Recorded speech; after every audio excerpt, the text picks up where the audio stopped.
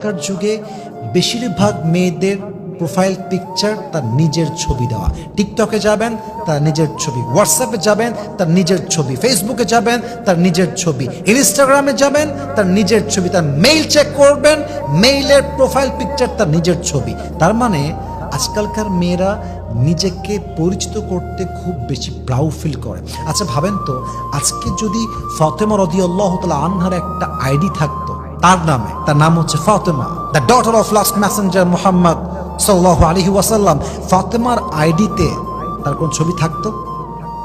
থাকতো না।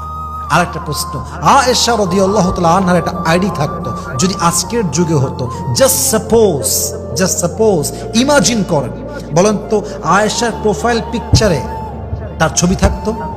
তার বেপরদার ছবি থাকতো?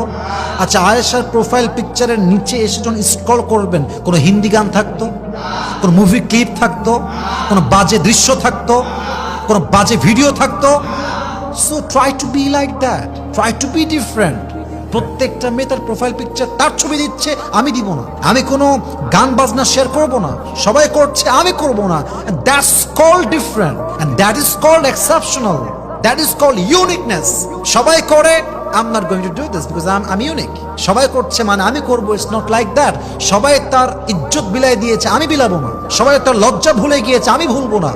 সবাই তার ফেসবুকে নিজের ছবি আপলোড দিয়েছে, আমি দিব না। এবং এই প্রত্যেকটা আমল আমাকে সবার মাঝে সেরা বানায় দিবে, ঠিক কিনা বলেন? So stay hidden where possible, especially in online. অনলাইনে আপনার ছবি দিবেন না, প্রাইভেট রাখবেন অ্যাকাউন্ট, লক থাকবে অ্যাকাউন্ট। নিজেকে যত আড়াল রাখবেন, যত কম পরিচয় দিবেন, আপনার জীবনটা তত বেশি বরকতপূর্ণ করবে। একজন বলেন সবাই, তিনি কে?